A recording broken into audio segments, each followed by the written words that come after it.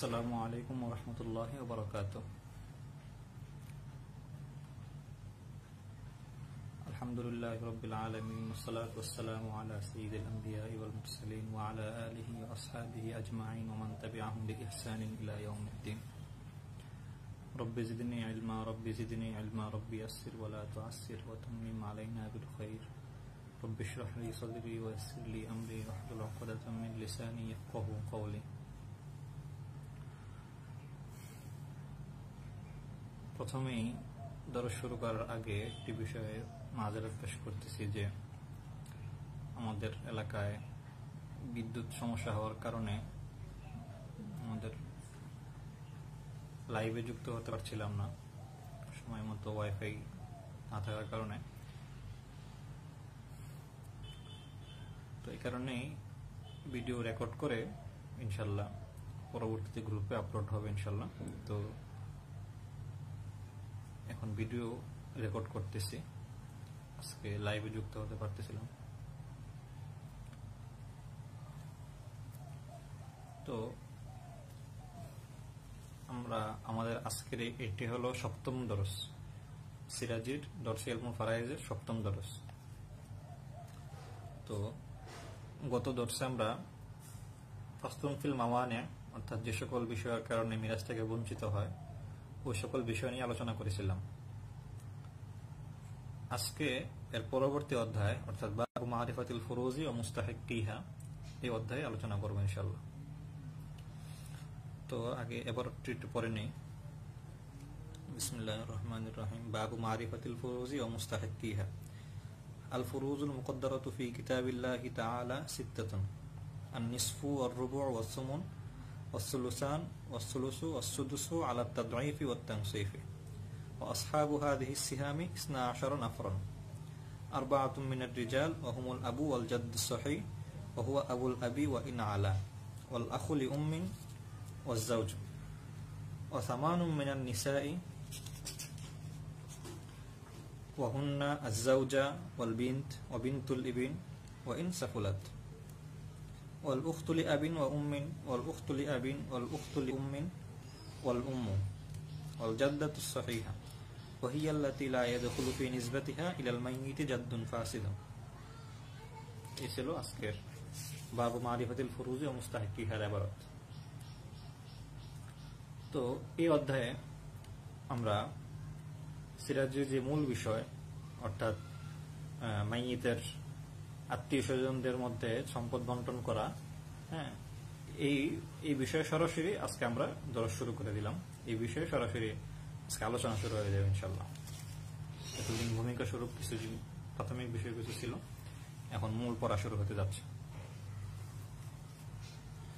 তো এই অধ্যায়ে বলা হলো যে আল ফুরুজুল মুকদ্দারাতু ফি কিতাবিল্লাহি তাআলা সিত্তাতুন,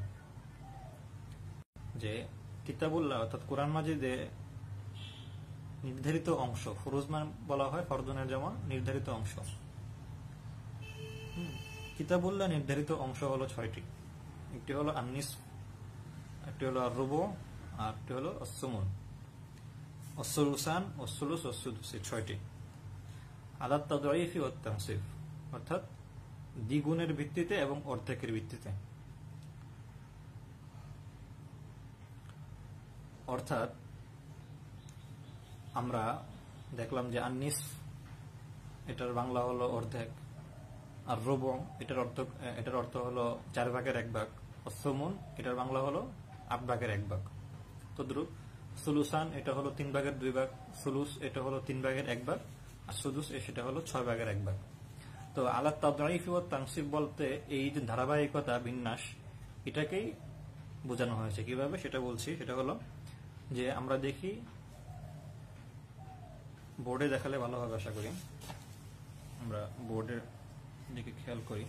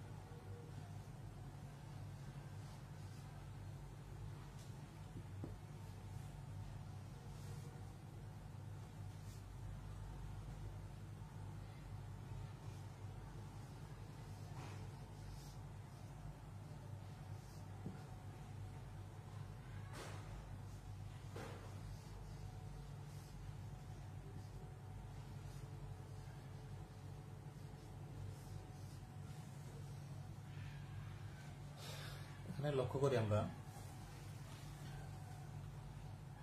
যে নিসফ, এই নিসফ হলো রুবু এর দ্বিগুণ, রবু হলো সুমনের দ্বিগুণ। উল্টা ভাবে যাই, সুমন হলো রবু আর নিসফ, রবু হলো নিসফের নিসফ, নিসফের অর্ধেক। সেটাই আলাদা তাজঈফ ও তানসিব বলতে এটাই বোঝানো হয়েছে। অর্থাৎ যদি আমরা উপর থেকে নিচে নামি তাহলে হবে তাজঈফ। কিভাবে? নিসফ হলো রুবুর জেরিফ দ্বিগুণ, রবু হলো সুমনের জেরিফ বা দ্বিগুণ। আর তানসিব উপর থেকে না নিচ থেকে উপরে, অর্থাৎ সুমন হলো রবু আর নিস, রবু হলো নিসফের নিস। আশা করি ক্লিয়ার। এবার পরেরটাও ধরি যে সুলুসান। সুলুসান উপর থেকে নিচে আসলে তাজঈফ, নিচের থেকে উপরে গেলে তানসিব। অর্থাৎ সুলুসান হলো সুলুসের তাজঈফ, সুলুস হলো সুদুসের তাজঈফ। অর্থাৎ আবার এভাবে উল্টো যে সুদুস হলো সুলুসের নিস, সুলুস হলো সুলুসানের নিস। সহজে ভেবে বুঝি, আবার একটু ভেঙে বলছি যে নিস বলতে একটা লাঠির অর্ধেক বোঝানো হয়ে থাকে। যেমন আমরা একটা লাঠি তাসাউর করি এভাবে, এটা একটা লাঠি, তো এটাকে যদি আমরা মাঝখানে ভাঙি তাহলে এ হলো এক নিস, এ হলো এক নিস। এখন এই নিস, এটা নিসফ হলো। এখন এই নিস থেকে যখন আবার আমরা অর্ধেক করব, ভাঙবো, তখন সেটা রুবু হয়ে যাবে। অর্থাৎ যেটা বলছিলাম যে রুবু আর নিসফ হলো নিসফ, তো আমরা এই নিসফকে আবার ভাঙি, অর্থাৎ অর্ধেককে অর্ধেক করলাম, এই অর্ধেককেও আবার অর্ধেক করলাম, তো হলো 4। তো এখানে কি পাওয়া গেল? রুবু পাওয়া গেল। এভাবে ভাঙার পদ্ধতি। তদ্রুপ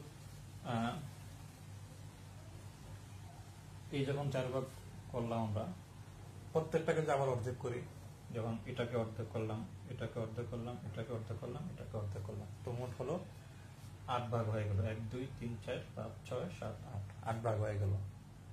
এর মধ্যে একটা হলো সুমন। তো তদ্রুপ এটাও এমন, সুলুসান 3 ভাগের 2 ভাগ। তো 3 ভাগের 2 ভাগকে যখন আমরা কি করব? দ্বিগুণ করব,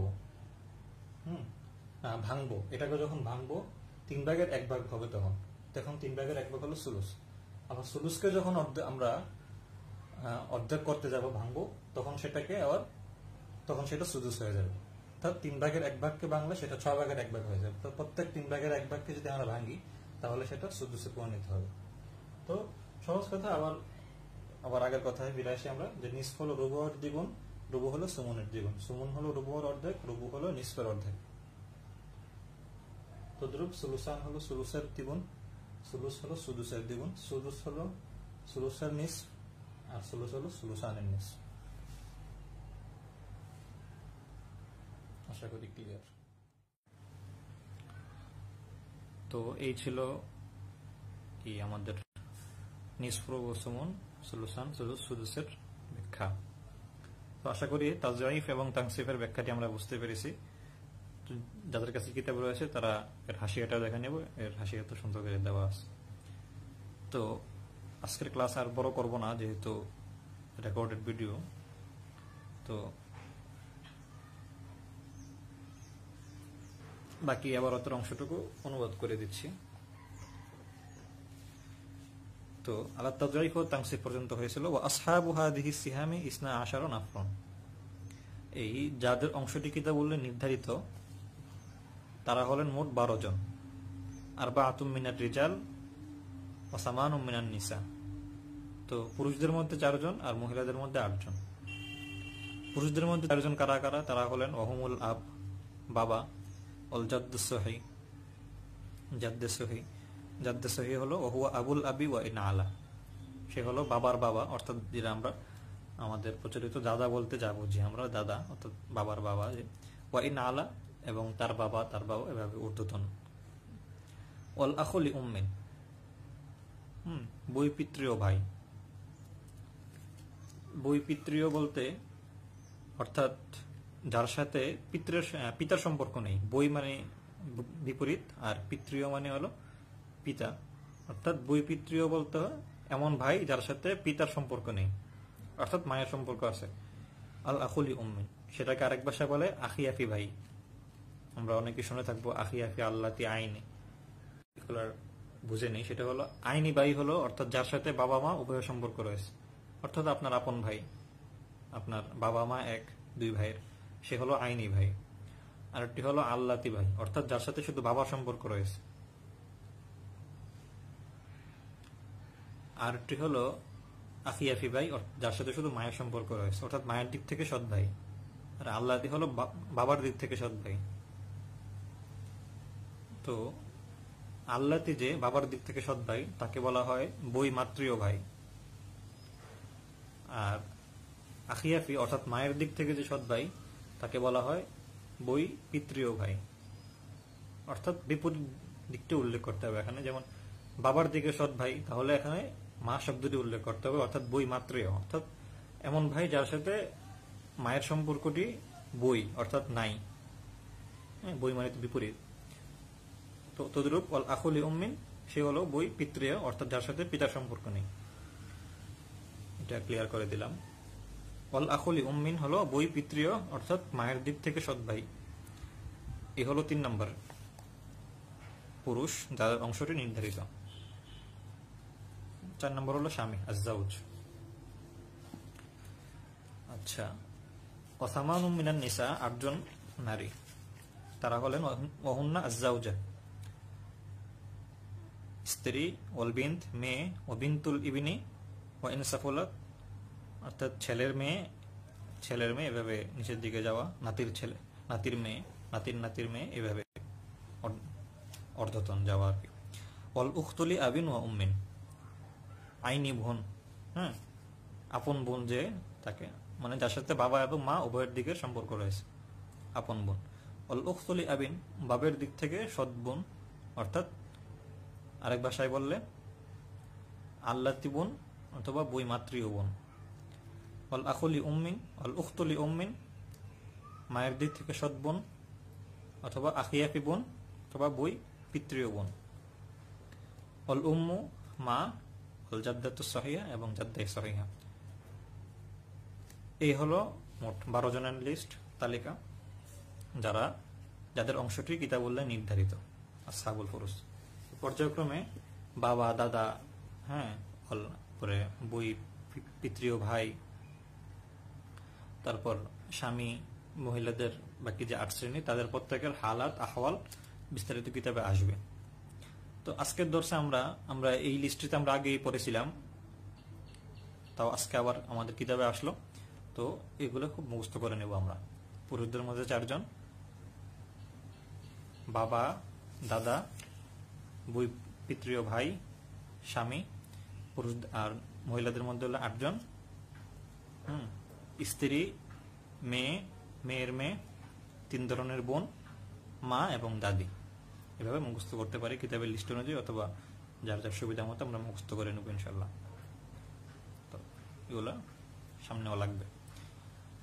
তো 2টি শব্দ আমরা দেখতে পাচ্ছি এখানে নতুন, একটা হলো আল জাদ্দু সহিহ এবং আল জাদ্দাতু সহিহা। তো এই শব্দ দুটির ব্যাখ্যা আমাদের জানা জরুরি।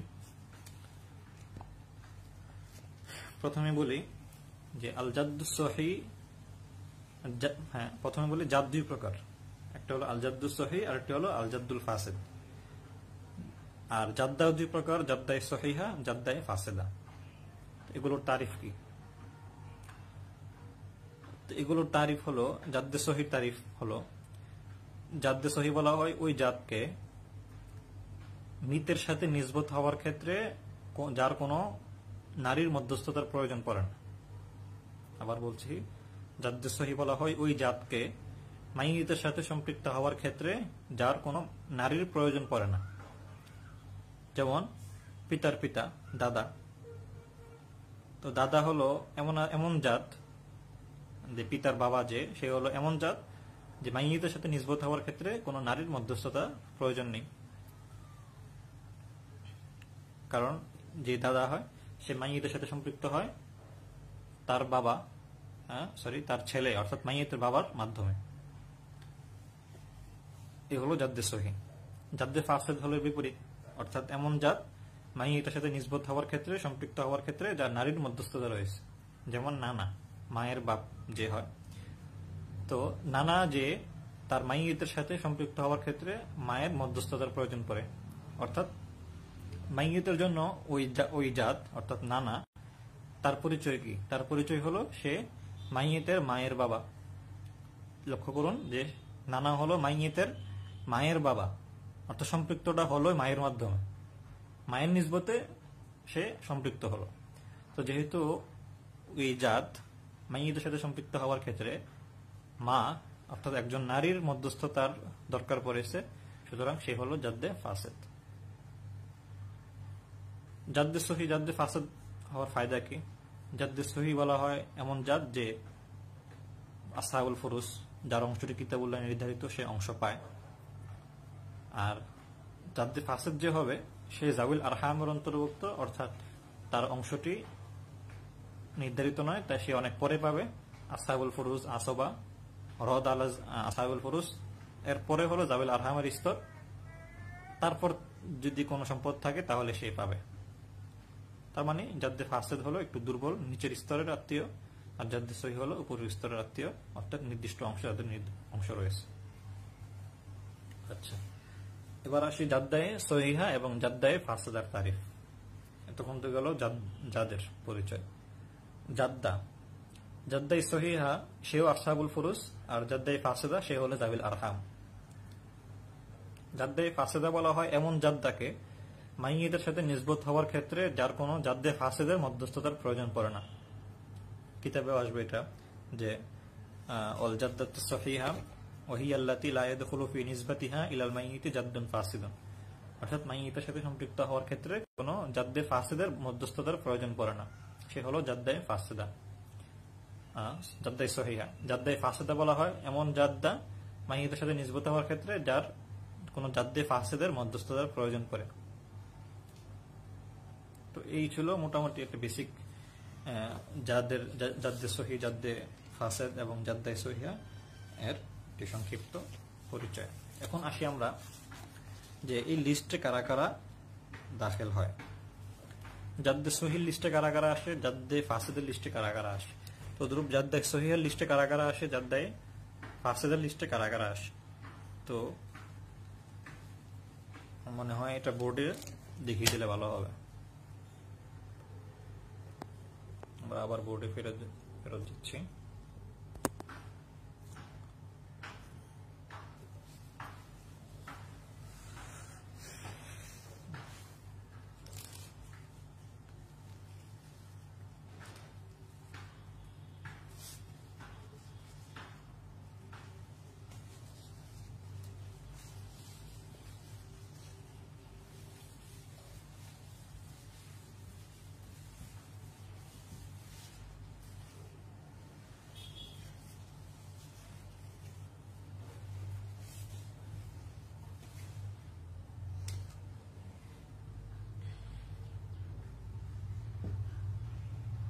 দেখা যাচ্ছে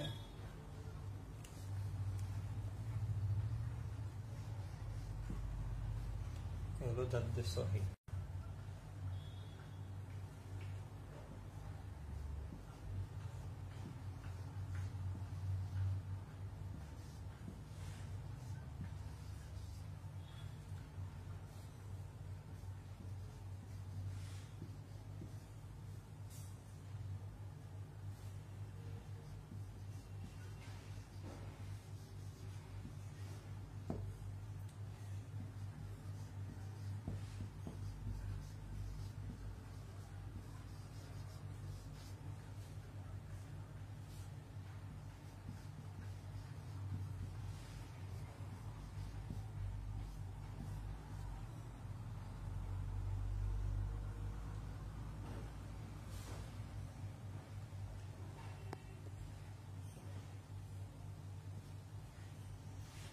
তো আমরা লক্ষ্য করি জাদ্দে সহি এর আন্ডারে হলো পিতার পিতা অর্থাৎ দাদা, হ্যাঁ, পরদাদা অর্থাৎ ওই দাদার যে বাবা, পরপর দাদা অর্থাৎ এই দাদার বাবা, এভাবে ঊর্ধ্বতন।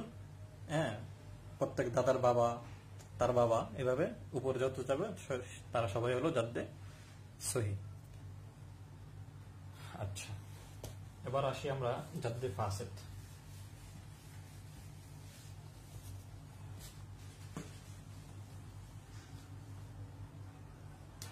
তো মনোযোগ দিয়ে দেখি।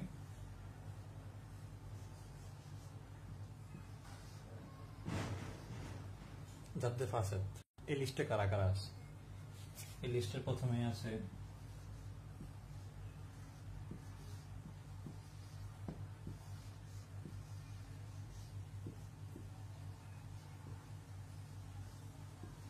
নানা, তারপর আছে নানার বাবা,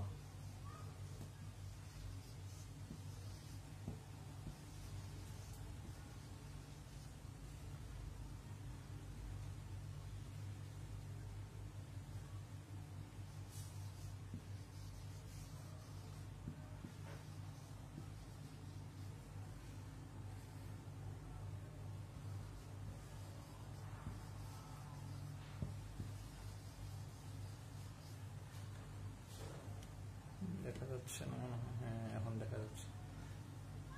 তো লক্ষ্য করি জাদ্দে ফাসেদ, জাদ্দে ফাসেদ হলো মায়ের বাবা অর্থাৎ নানা, নানার বাবা, নানির বাবা, দাদির বাবা। তারা জাদ্দে ফাসেদ কিভাবে হলো? লক্ষ্য করুন, আমরা জাদ্দে ফাসেদের তারিফে বলেছিলাম যে জাদ্দে ফাসেদ হলো এমন জাত মাইয়ের সাথে নিসবত হওয়ার ক্ষেত্রে যার নারীর মধ্যস্থতা রয়েছে। তো নানা যে সে মায়ের নিসবতে মাইয়ের সাথে সম্পৃক্ত, এই কারণে সে জাদ্দে ফাসেদ। নানার বাবা, হ্যাঁ, তো নানা যে নানা তো নিজেই মায়ের কারণে সে জাদ্দে ফাসেদ হয়, অর্থাৎ মায়ের সম্পৃক্ত থাকার কারণে। তদ্রুপ তার বাবা, সেও মাইয়ের সাথে সম্পৃক্ত হয়, তার মায়ের বাবার বাবা, তার মানে একজন মায়ের মধ্যস্থতা রয়েছে। তদ্রুপ নানির বাবা, হ্যাঁ, তারও এই বাবা, সেও নানি এবং মা এই দুজনের মধ্যস্থতায় মায়ের সাথে ওই মাইয়ের সাথে সম্পৃক্ত হয়। তদ্রুপ দাদির বাবা, এই বাবা, সেও দাদি অর্থাৎ মাইয়েতের দাদি এর মাধ্যমে মাইয়েতের সাথে সম্পৃক্ত হয়। তো এই এই যে এই যে দাদাগুলো রয়েছেন, মায়ের বাবা, নানার বাবা, দাদির বাবা, নানির বাবা, সবাই কোনো না কোনো নারীর মাধ্যমে, উংসা ইমরা, হ্যাঁ, কোন একজন নারীর মাধ্যমে মাইয়েতের সাথে সম্পৃক্ত হয়। এই কারণে তারা হলেন জাদ্দে ফাসেদ। এবার আমরা একটু নকশা করে দেখাই, তাহলে বুঝতে সুবিধা হবে আমাদের।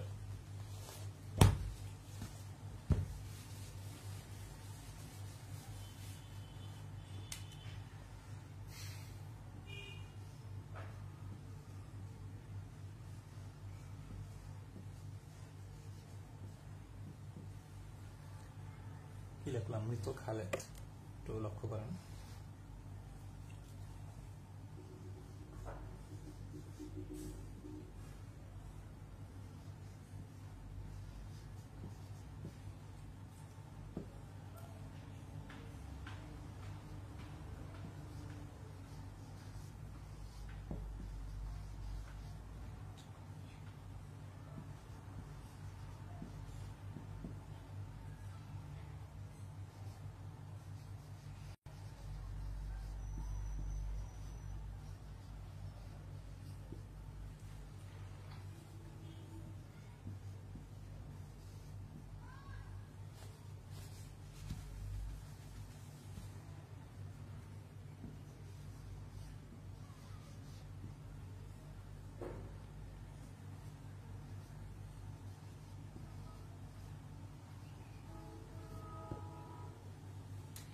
আবু বকর, দাদার বাবা,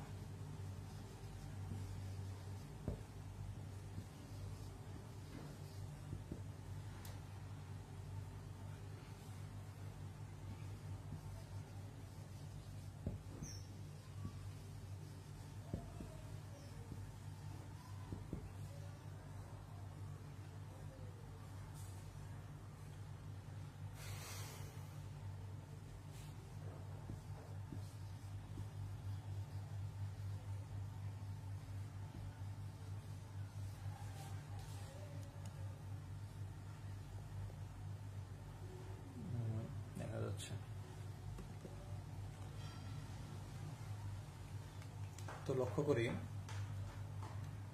এই যে মৃত খালেদ, তার বাবা এবং মা, বাবা রাশেদ, মা আয়েশা। এখন দাদা আব্দুল্লাহ সে কি জাদ্দে সহি নাকি জাদ্দে ফাসেদ আমরা কিভাবে বুঝবো? এই দাদা অর্থাৎ রাশেদের বাবা। তো আমরা বলছি যে এই দাদা হলো জাদ্দে সহি। কিভাবে? জাদ্দে সহির তারিফ হলো কোনো মাইয়িতের সাথে সম্পৃক্ত হওয়ার ক্ষেত্রে কোনো নারীর প্রয়োজন পড়ে না। তো এই দাদা এই মৃত খালেদের সাথে সম্পৃক্ত হলো এর মাধ্যমে, বাবার মাধ্যমে। অর্থাৎ এই আব্দুল্লাহ হলো মৃত খালেদের বাবা রাশেদের বাবা। তো সে হলো জাদ্দে সহি। অর্থাৎ কোন মাইয়িতের সাথে সম্পৃক্ত হওয়ার ক্ষেত্রে কোনো নারীর মধ্যস্থতা দরকার পড়েনি, সরাসরি বাবা একজন পুরুষের মাধ্যমে সে সম্পৃক্ত হয়েছে। এই কারণে সে হলো জাদ্দে সহি।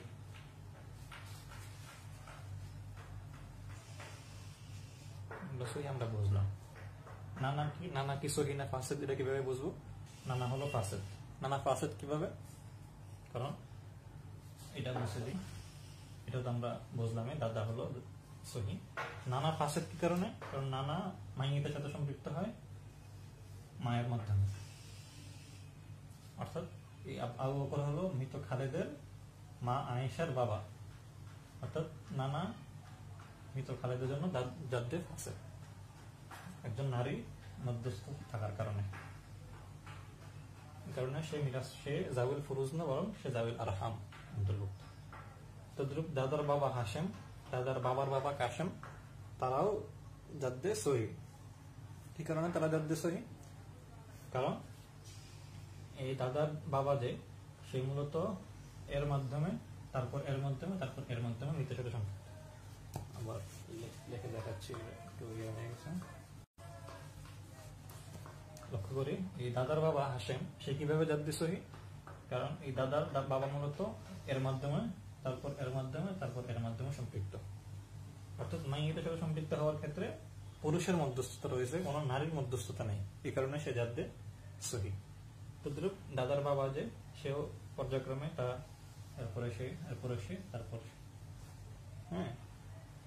এভাবে এভাবে সে মৃতের সাথে সম্পৃক্ত, অর্থাৎ কোনো নারীর মধ্যস্থতা ছাড়াই। এই কারণে সে হলো জাদ্দে সহি। তো এই ছিল জাদ্দে সহির তারিফ। এবার আমরা জাদ্দে ফাসেদা এবং জাদ্দে সহির তারিফটি দেখব।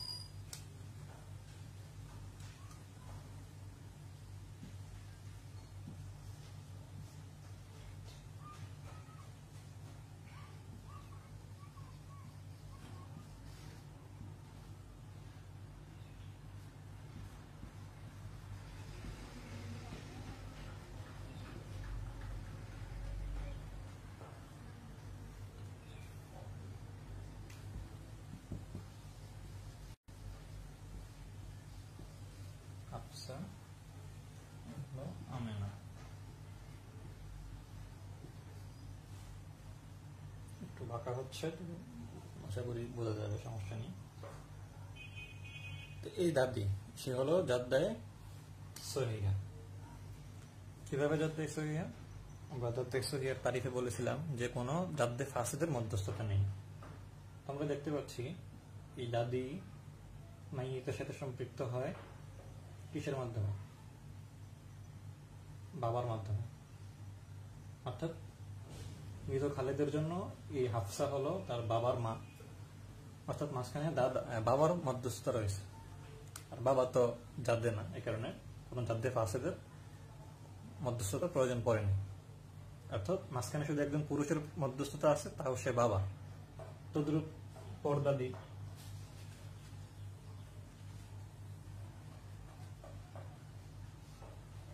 সেও জাদ্দে ফাসেদা। পর্দাদি বলতে দাদার মা। তো এই দাদার মা আমেনা সে জাদ্দে ফাসেদা সহিয়া কিভাবে, কারণ সে সম্পৃক্ত হয়েছে দাদা, একজন দাদা আছে অর্থাৎ তার বাবা, দাদার নাম ধরি আমরা আব্দুল্লাহ।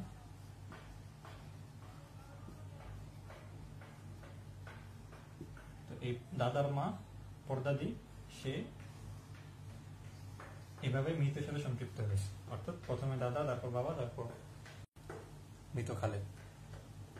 তো দেখি মাঝখানে কোনো জাদ্দে ফাসেদা নেই, জাদ্দে ফাসেদের মধ্যস্থতা নেই, বরং জাদ্দে সহির মধ্যস্থতা রয়েছে। এই কারণে সে এই পর্দাদি আমিনা হলো জাদ্দায়ে সহিহা। সর্বশেষ বাকি রয়ে যায় হলো জাদ্দায়ে ফাসেদা।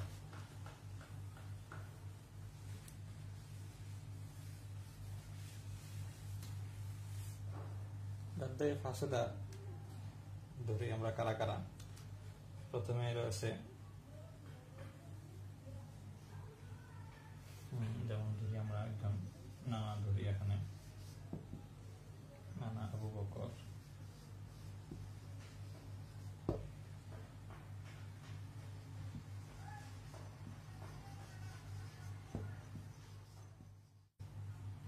নানার মা হবে, সরি না মা সালমা,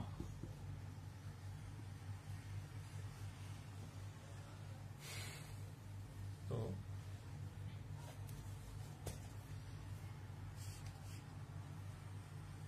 তদ্রুপ নানার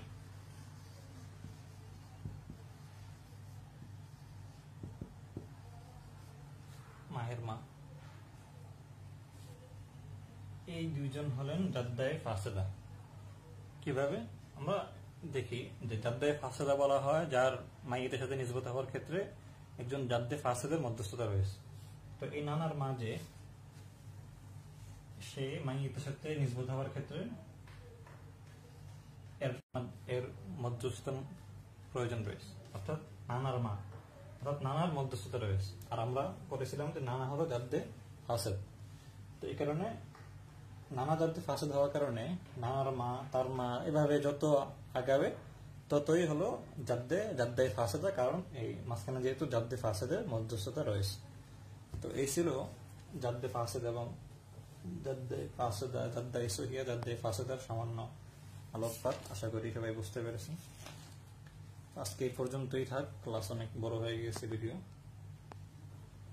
সামনের দর্শে ইনশাল্লাহ আমরা আবার হালত শুরু করে দিব, পিতার হালত দিয়ে আবার শুরু করবো ইনশাল্লাহ। তো জাদ্দে ফাসেদ এবং জাদ্দে সহি, জাদ্দে ফাসেদ, জাদ্দায়ে সহিয়া, জাদ্দে ফাসেদের বিষয়টি আমরা ভালো করে বুঝে নেব ইনশাল্লাহ।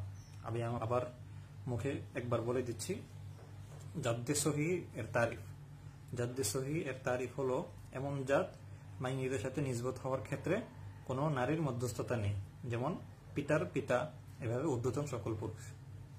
জাদ্দে ফাসেদ হলো এমন সকল জাত মাইয়েদের সাথে নিসবত হওয়ার ক্ষেত্রে যার নারীর মধ্যস্থতা রয়েছে, যেমন নানা, কারণ মাইয়েদের সাথে নিসবত হওয়ার ক্ষেত্রে তার মায়ের মধ্যস্থতার প্রয়োজন পড়ে। তদ্রুপ জাদ্দায়ে সহিহা এর তারিফ হলো মাইয়েদের সাথে নিসবত হওয়ার ক্ষেত্রে কোনো জাদ্দে ফাসেদের ভূমিকা অথবা মধ্যস্থতা নেই, যেমন দাদি, নানি। দাদি সে তো মাইয়েতের বাবার মা, মাঝখানে বাবার মধ্যস্থতা রয়েছে, আর বাবা কোনো জাদ্দে ফাসেদ নয়। তদ্রুপ নানিও জাদ্দায়ে সহিহা। কিভাবে? নানি হলো মাইয়েতের মায়ের মা, এখানেও কোনো জাদ্দে ফাসেদের ভূমিকা নেই, মধ্যস্থতা নেই। তদ্রুপ জাদ্দায়ে ফাসেদা বলা হয় এমন জাদ্দা মাইয়েতের সাথে নিসবত হওয়ার ক্ষেত্রে যার জাদ্দে ফাসেদের ভূমিকা অথবা মধ্যস্থতা রয়েছে, যেমন নানার মা, যেটা আমরা দেখেছিলাম। নানার মধ্যস্থতা রয়েছে, এই কারণে সে জাদ্দায়ে ফাসেদা। একটি ভুল ধারণা থাকে যে আমরা দেখেছি যে জাদ এবং জাদ্দা মানে দাদা দাদি, দাদা যেমন জাদ্দে সহি, দাদি জাদ্দায়ে সহিহা। তদ্রুপ নানা জাদ্দে ফাসেদ, নানি কিন্তু জাদ্দায়ে ফাসেদা নয়, নানি জাদ্দায়ে সহিহা। অর্থাৎ নানাকে জাদ্দে ফাসিদ বলে অনেকে, আবার নানিকেও জাদ্দায়ে ফাসেদা বলতে পারে। কারণ তারা স্বামী স্ত্রী, কাছাকাছি হক হবে স্বাভাবিক। যেমন দাদা জাদ্দে সহি, দাদি জাদ্দে সহিহা, নানা জাদ্দে ফাসেদ, নানিও জাদ্দে ফাসেদা, বিষয়টা এমন না। যেহেতু তারিফের মধ্যেই আমরা পার্থক্য করেছিলাম, এই কারণে দাদা নানা যদিও জাদ্দে ফাসেদ, কিন্তু নানি জাদ্দাই সহিহা। যেহেতু নানি মাইয়েতের মায়ের মা, কোন জাদ্দে ফাসেদের ভূমিকা মধ্যস্থতা নেই মাঝখানে, এই কারণে সে জাদ্দাই সহিহা, সে আসহাবুল ফুরুজ হিসেবে মিরাজ পাবে। তো পক্ষান্তরে নানা যে, সে নানির স্বামী হয়েও সে জাবুল ফুরুজ না, বরং সে জাবুল আরহামের অন্তর্ভুক্ত হবে। তো যদি কারো কোনো অস্পষ্টতা থাকে ইনশাল্লাহ আমাকে জানাবেন, বোঝানোর চেষ্টা করব। আজকের মতো এখানেই ভিডিও শেষ করছি। ওমা তৌফিক ইল্লা বিল্লাহ। আসসালামু আলাইকুম ওয়া রাহমাতুল্লাহি ওয়া বারাকাতুহু।